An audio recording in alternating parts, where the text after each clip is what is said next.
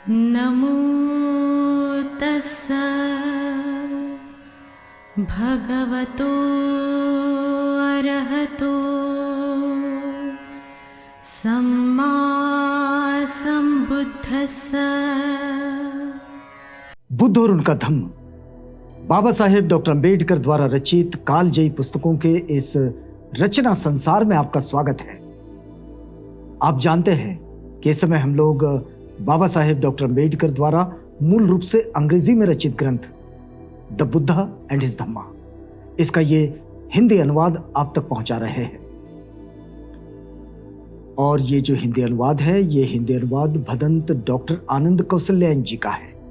तो आइए इस कड़ी में आगे बढ़ने से पहले आपको ये याद दिला देते हैं कि ये बुद्ध और उनका धम्म के तृतीय कांड का चौथा भाग है और तृतीय कांड के चौथे भाग का ये 8वां अध्याय है। और इस 8वें अध्याय को बाबा साहेब लिखते हैं, एक छोटा सा शीर्षक देते हैं। वो शीर्षक है कि धर्म की पुस्तकों को गलती की संभावना से परे मानना ये अधर्म है। और इसके साथ हमने पिछली कड़ी में ये बात देखी थी कि तथागत कहते हैं कि कोई भी चीज संसार में गलती की संभावना से परे नहीं होती, हर चीज में गलती हो सकती है। अब देखिए, इसलिए तथागत उससे आगे की बात कहते हैं और तथागत कहते हैं कि हर चीज परीक्षण के लिए पात्र है, उसका परीक्षण होना चाहिए, उसका पुनर्परीक्षण होते भी रहना चाहिए। कभी कभी ऐसा हो जाता है कि कल हमने किसी चीज का परीक्षण कर लिए और तब वो ठीक लगी, तो तब हमारी बुद्धि जितनी थी उतनी बुद्धि को वो ठीक लगी, लेकिन वो चिरकाल तक कोई चीज ठीक हो सकती है, ऐसा कभी नहीं होता। तो इसलिए हर वक्त उसका परीक्षण होते रहना चाहिए। अब ये बात तथागत बुद्ध कालाम सूत्र में समझाते हैं। तो ये कालामों का एक छोटा सा प्रसंग जो संवाद तथागत के साथ कालामों का हुआ है और ये बौद्ध साहित्य में कालाम सूत्र के नाम से आता है, इसी प्रसंग को बाबा साहेब ने इस अध्याय में लिखे हैं। आइए उस प्रसंग को जरा पढ़ते हैं। तो बाबा साहेब लिखते हैं कि ये बात उन्होंने कालाम लोगों को दिए गए अपने प्रवचन में स्पष्ट की है। एक बार भिक्षु संघ सहित चारिका करते करते भगवान बुद्ध कौशल जनपद के केरापुत्तीय नगर में आ पहुंचे। यह कौशल जनपद का केरापुत्तीय नगर, कौशल जनपद आप जानते हैं, अभी भी बहुत सारा एरिया जो कौशल के ही नाम से जाना जाता है हमारे देश का। तो यहां कौशल में एक केरापुत्तीय इस नाम से जो नगर था, उस नगर में आ पहुंचे। यह नगर कालाम नामक क्षत्रियों का नगर कहलाता था। ये उनकी बस्ती थी। जब कालाम नामक क्षत्रियों को तथागत के आगमन की सूचना मिली तो वे वहां पहुंचे जहां तथागत विहार कर रहे थे और जाकर एक और बैठ गए। और एक और बैठे हुए कालामों ने तथागत बुद्ध को इस प्रकार संबोधित किया। अब ये जाहिर सी बात है, तब भी ये हुआ करता था कि जब कोई विशिष्ट लोग अपने गांव की तरफ आते हैं तो उनको बड़े सम्मान से लोग बुलाते थे, क्योंकि वो वक्त भी ऐसा ही था कि तब बहुत कम लोग आवागमन में लगे रहते थे, क्योंकि ऐसे कोई खास रास्ते नहीं थे। जंगल झाड़ियों से ही जाना था, पगडंडियों से गुजरना था। और तब अगर कोई महान व्यक्ति आया है, ये अगर पता चले तो लोग उनका आवभगत करते थे, उनका स्वागत करते थे, उनके आसपास हो जाते थे, मतलब उनके साथ हो लेते थे। कालामों ने भी यही किया। जब उन्हें यह पता चला कि तथागत बुद्ध भिक्षु संघ के साथ चारिका करते हुए नगर के पास आ गए हैं, बस्ती के पास आ गए हैं, तो फिर वे उनके पास गए, उनका स्वागत किया। लेकिन वे जहां विहार कर रहे थे वहीं जाकर वो बैठ गए। हो सकता है कि ऐसी कोई जगह है कि जहां वे किसी वृक्ष के नीचे या फिर किसी मैदान में वे रुके हुए थे, ठहरे हुए थे, और ये लोग ये जाकर वहां बैठ गए। तो ये वहां बैठे और इन्होंने तथागत से पूछा। देखिए क्या पूछा। हे श्रमण गौतम, हमारे गांव में कुछ श्रमण ब्राह्मण आते हैं। वे अपने मत की स्थापना करते हैं, अपने मत को ऊंचा उठाते हैं और दूसरे के मत का खंडन करते हैं। दूसरे के मत को नीचा दिखाते हैं। इसी प्रकार कुछ दूसरे श्रमण ब्राह्मण आते हैं, वे भी अपने मत की स्थापना करते हैं, अपने मत को ऊंचा उठाते हैं और दूसरे के मत का खंडन करते हैं, दूसरे के मत को नीचा दिखाते हैं। ये तो बड़ी सामान्य बात है। ये तो मनुष्य का स्वभाव है कि वो अपने आप को बेहतर मानता है और दूसरों को बिल्कुल नीचे मानता है, दूसरों को कनिष्ठ मानता है, अपने आप को श्रेष्ठ मानता है। तो ये तो बड़ी सामान्य सी बात है मनुष्य के स्वभाव की। तो कालामों का यही कहना था कि हे श्रमण गौतम, हमारे यहां जितने भी श्रमण या ब्राह्मण आते हैं तो अपनी बात बताते हैं, लेकिन अपनी बात को बिल्कुल ऊंचा उठाते हैं और जो दूसरों के मत है उनका खंडन करते हैं, जो दूसरों के मत है उनको नीचा दिखाते हैं। तो फिर इसलिए है श्रमण गौतम, हम संदेह में पड़ जाते हैं कि इन श्रमण ब्राह्मणों में कौन है जो सत्य बोल रहा है और वो कौन है जो झूठा है। अब ये सामान्य सा प्रश्न उन लोगों के मन में उपस्थित हुआ कि हर कोई अपनी बात को श्रेष्ठ कहेगा और दूसरे की बात को नीचा कहेगा, उसको तुच्छ कहेगा, उसको बिना मतलब की कहेगा और अपनी ही बात को मतलब वाली बताएगा। तो फिर ये लोग बड़े कंफ्यूज थे, समझ नहीं पा रहे थे, भ्रम में थे कि किसकी बात को ठीक माना जाए।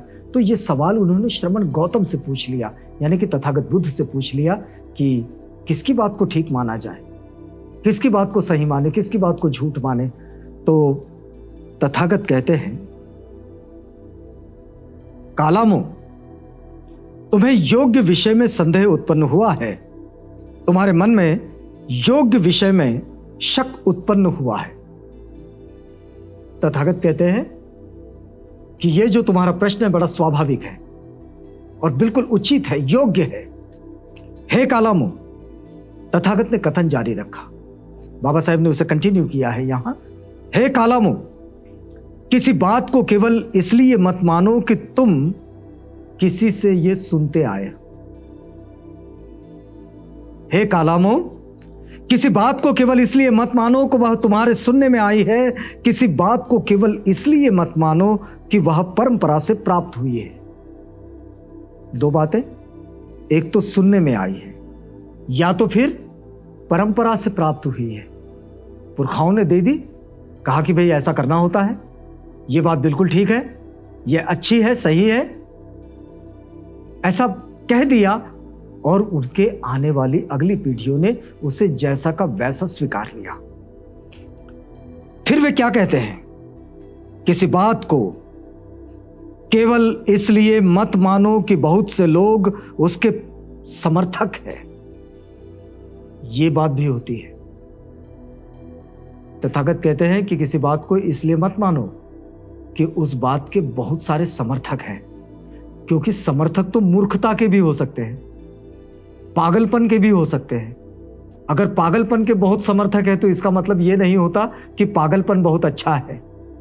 कभी मूर्खता के समर्थक ज्यादा हो तो मूर्खता बड़ी अच्छी है, ऐसा उसका मतलब नहीं होता। इसलिए तथागत कह रहे हैं कि देखो, किसी बात को इसलिए मत मानो कि उसके बड़े समर्थक हैं लोग, बहुत सारे लोग। किसी बात को केवल इसलिए मत मानो कि वह धर्म ग्रंथों में लिखी है।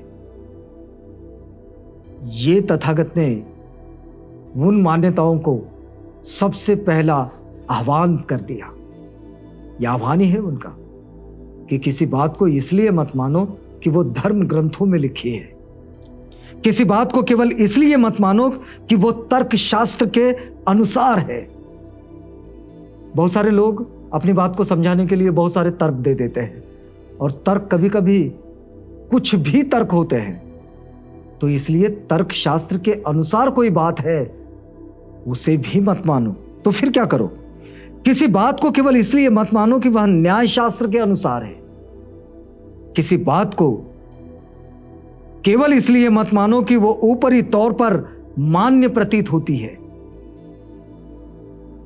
न्याय शास्त्र में तो कुछ भी बात लिखी जा सकती है।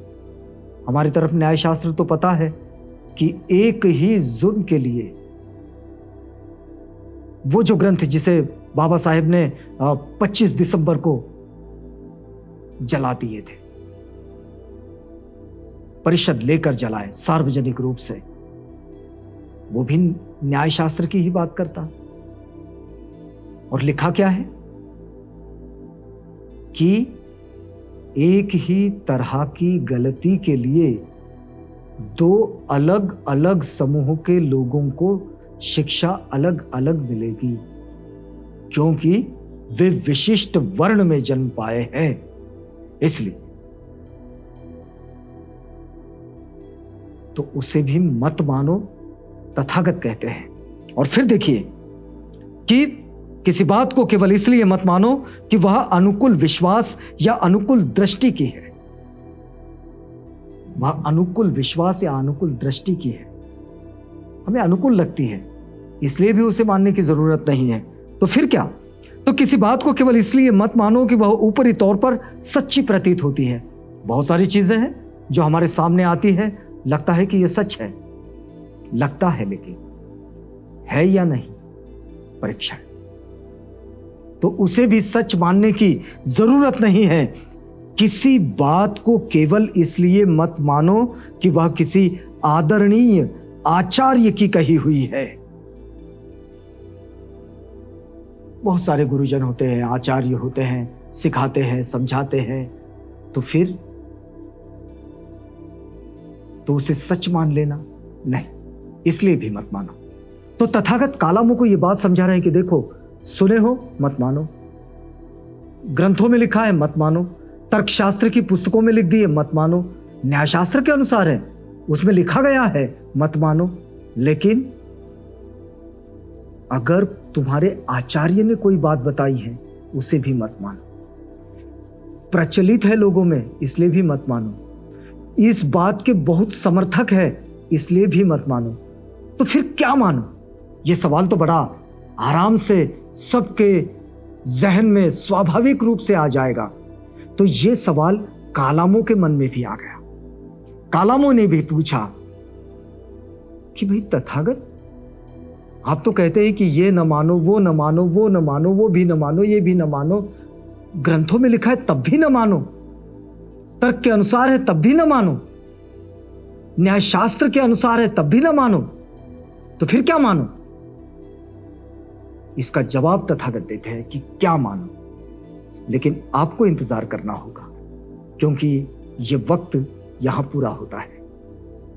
तो मिलते हैं आपसे अगली कड़ी में, यह वादा है हमारा। तब तक के लिए इजाजत दीजिएगा।